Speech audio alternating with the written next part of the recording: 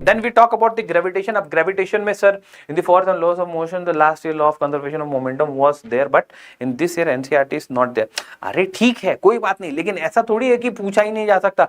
आपको अगर जैसे, मैं ये नहीं बोल रहा हूं है कि नहीं, देखो मेरा काम सब पढ़ाना, मैं सभी पढ़ा देता हूं, ठीक है नहीं है उससे कोई मतलब नहीं। अब तुम नहीं है बोल के जाओगे, तुम्हें साइंस लेनी है, तुम जैसे 11 जाओगे पहली यही चीज पढ़ोगे, ठीक है, तो पहले पढ़ लो ना इसमें टफ क्या है, कुछ अलग हो, बहुत ज्यादा टफ हो कि नहीं नहीं इसको छोड़ सकते हैं, इसको बाद में देख लेंगे, तो समझ में आए। इसमें टफ तो कुछ भी नहीं है, ठीक है।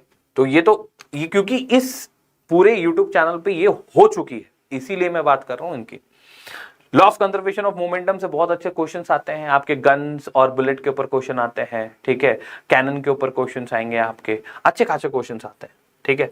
Then we talk about the gravitation. Gravitation में फिर एक और चीज आ जाती है, ग्रेविटेशन में फिर आपका जैसे इक्वेशन ऑफ मोशन है ना, तो equation of motion due to gravity के बारे में भी बात करते हैं, जहां पे ए लगता था वहां पे जी लगाएंगे।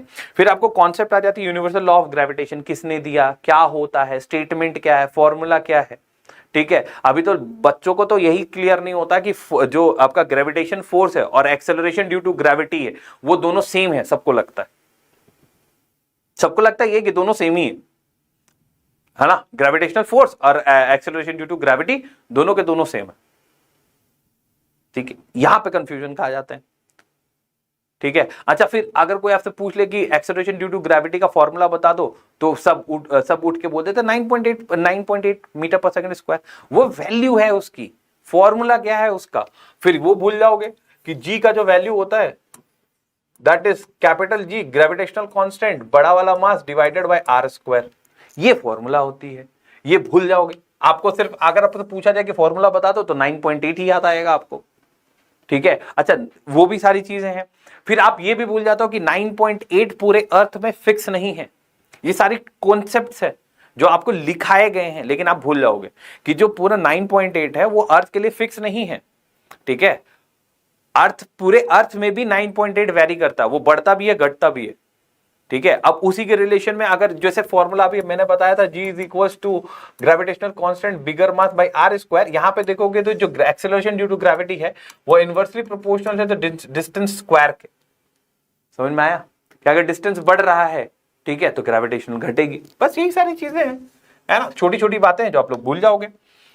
जब हम लोग एक्सेलरेशन ड्यू टू ग्रेविटी और इन सब के ऊपर बात कर चुके थे, then we have talked about, जैसे बोला था ना कि फ्लूइड का अलग चैप्टर है, देखो फ्लूइड का अलग चैप्टर है। फिर हम लोग जैसे थ्रस्ट के बारे में बात करेंगे, प्रेशर के बारे में बात करेंगे, ठीक है। अब प्रेशर का 2 यूनिट्स होते हैं, होता है एक ही यूनिट है, जैसे न्यूटन पर मीटर स्क्वायर, उसको पास्कल भी बोलते हैं। तो आपको आंसर कभी पास्कल में भी मिला दिखेगा और कभी आपको न्यूटन पर मीटर स्क्वायर में भी दिखेगा। दोनों में अंतर क्या है? कोई अंतर नहीं है। पास्कल साहब ने निकाला था, उनको रिस्पेक्ट देने के लिए न्यूटन पर मीटर स्क्वायर की जगह पे हम पास्कल लिख देते हैं।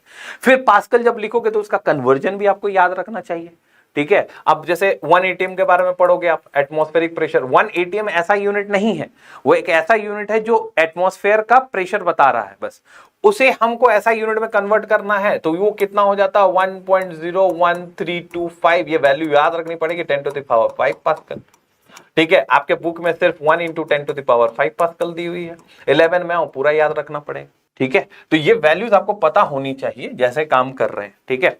अच्छा, उसके बाद क्या कि अगर आपने इस चैनल से पढ़ा है, ठीक है, तो इसमें क्या है ना कि 2 तरह के प्रेशर होता है। जैसे एक प्रेशर हमने लगाया मस्कुलर फोर्स, ठीक है, दूसरा जो प्रेशर होता है वो फ्लूइड लगाती है। जैसे मान लो कि एक कंटेनर है, कंटेनर में पानी है, तो जो पानी है वो कंटेनर के बॉटम में प्रेशर लगा रही होती है, ठीक है। तो उसके रिलेटेड में प्रेशर कैसे निकलेगा? अभी अगर हम सिंपल प्रेशर निकालने की कोशिश करें तो आप बोलोगे थ्रस्ट बाय एरिया होता है प्रेशर, लेकिन थ्रस्ट बाय एरिया प्रेशर होता है, अब पानी के लिए कहां से होगा? तो पानी में कैसे होगा? तो पानी में तो डेंसिटी होती है ना, तो फिर आपको फ्लूइड का प्रेशर निकलेगा।